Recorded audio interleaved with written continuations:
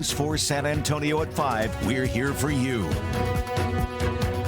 Welcome to News 4 San Antonio at 5. I'm Matt Roy. I don't know if you noticed, but summer's here, and Joe, it's hot. News 4 meteorologist Joe DiCarlo joining us now from the Weather Center. It's scorching outside, but I guess it could be worse, right, Joe?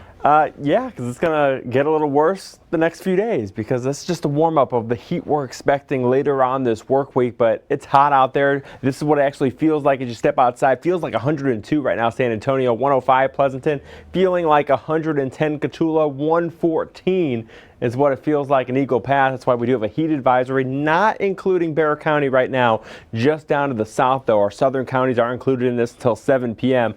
We'll likely see more heat advisories the next several days because we're going to talk those temperatures climbing even more. Our first triple-digit temperatures of the year on the way. Full 4-zone forecast in a few minutes.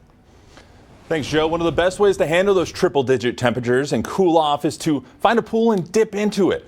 Lucky for you, 25 public pools across San Antonio are open. Let's check in with News 4 San Antonio's Chelsea Torres, who found a swimming pool nearby. Spoke to a few of you about how you're handling the heat. Chelsea, how you staying cool out there?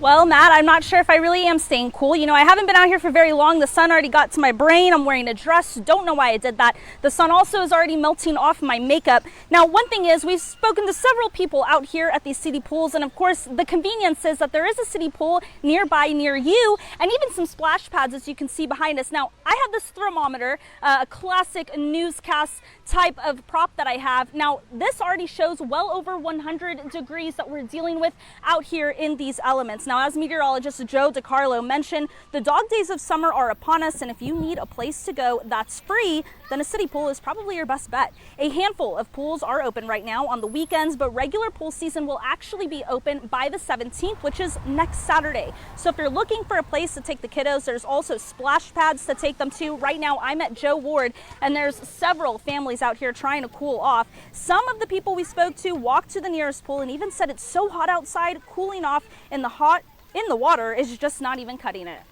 Well, if there wasn't trees, I imagine there wouldn't be nobody out here. I can't even see how they're in the pool right now because that's not even helping, you know. And I walked that way too, and I was thinking about going to the pool, and I was like, you know what is that going to do for me? Because I'm still going to be hot in the pool, and when I get out of the pool, I'm still going to be hot. Now that was Ishmael Beard, who just could not believe how hot it is right now. We reached out on social media about what you would like to see during the hot days. Many of you said more shading and more splash pads throughout the city. The city and county told us they are currently working on enhancements to several parks to add in shading to playgrounds and trails. 2 city parks will receive new shading this year. There are also 82 park projects set to begin from the 2022-2027 bond project, where you can put your own input on what needs to be added at city parks. You can of course find all of that information, how you can be a part of that, on our website, news4sa.com. Now, what's interesting is we asked a lot of people today what you would like to ask your meteorologist because it is so hot, and many of you said you'd like to see some cloud cover. So Joe DiCarlo, if you're listening, try to bring some clouds. It's hot outside. Many people are trying to find some shade, cool off in the splash pads or the pool. You can find more information on our website of where you can find a pool near you. Matt, I'll send it back to you in the studio. All right, Chelsea, go try and dip in one of those pools or something. Cool off.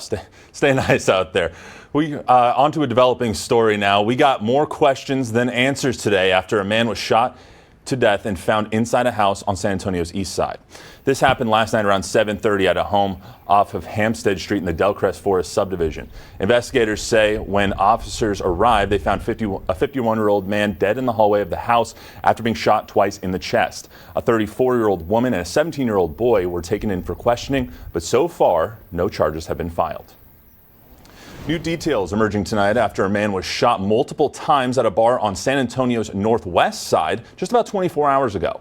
Investigators say just after 5 last night, there was a fight between 2 men at Pockets Billiards Bar. A short time later, shots were fired.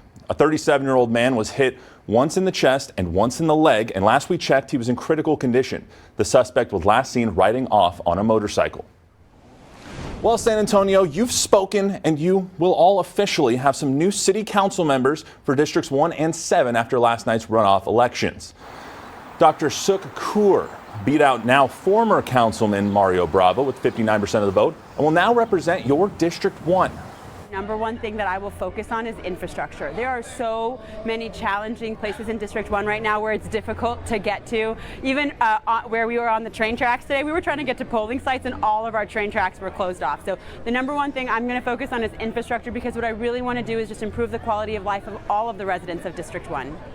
The 34-year-old Kaur believes her grassroots movement was one of the biggest reasons she won the seat on the dais.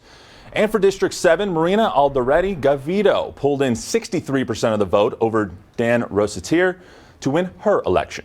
Well, since I've been elected for the first time, I mean, I think I've worked hard to earn the trust and support, and I'm going to make our community proud. Gavito replaces Councilwoman Anna Sandoval, who stepped down earlier this year.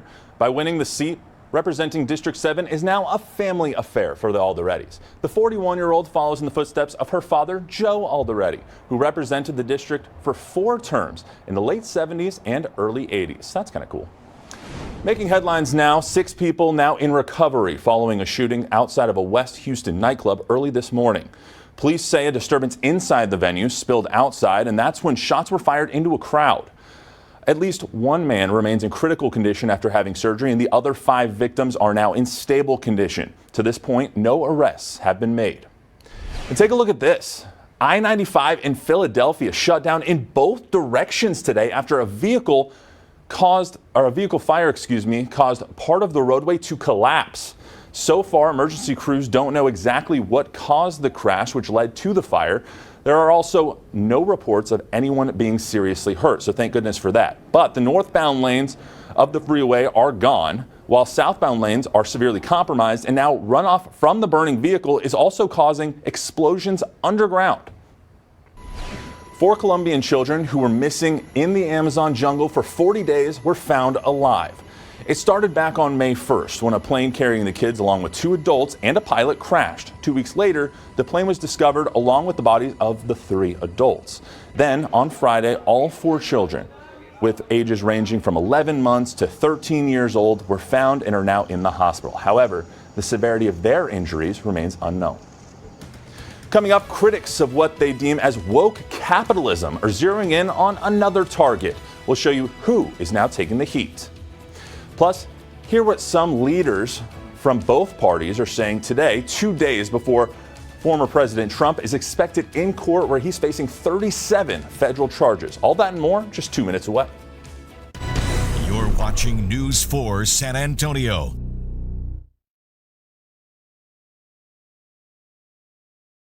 Former President Donald Trump back on the campaign trail over the weekend, calling his recent indictment a political hit job.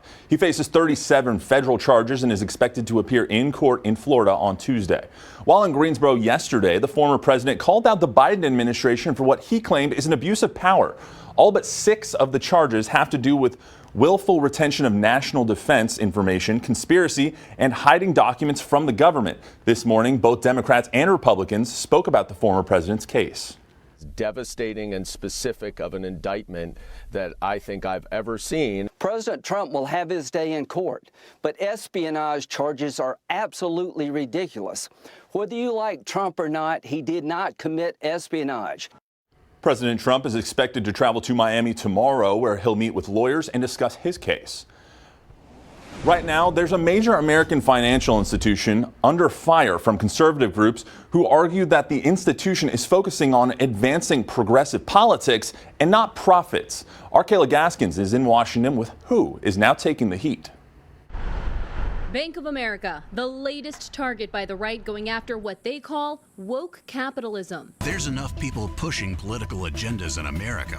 Your bank shouldn't be one of them. The conservative group Consumers Research launching a new ad campaign accusing the bank of pushing progressive politics through environment, social, and governance principles, ESG for short. With money that they're supposed to be using to help build our economy. Critics attacking Bank of America for covering the travel cost of employees to get abortions if they live in states with restrictions. In 2018, the firm also announced they would stop lending money to gun manufacturers who make AR-15s. Bank of America sending us this statement saying their focus on responsible growth is how they deliver industry-leading service to customers while also being a great place to work that delivers strong returns to shareholders. BlackRock, another financial institution, also under fire for ESG policies. Comments made by their CEO in 2017 getting renewed attention. You have to force behaviors.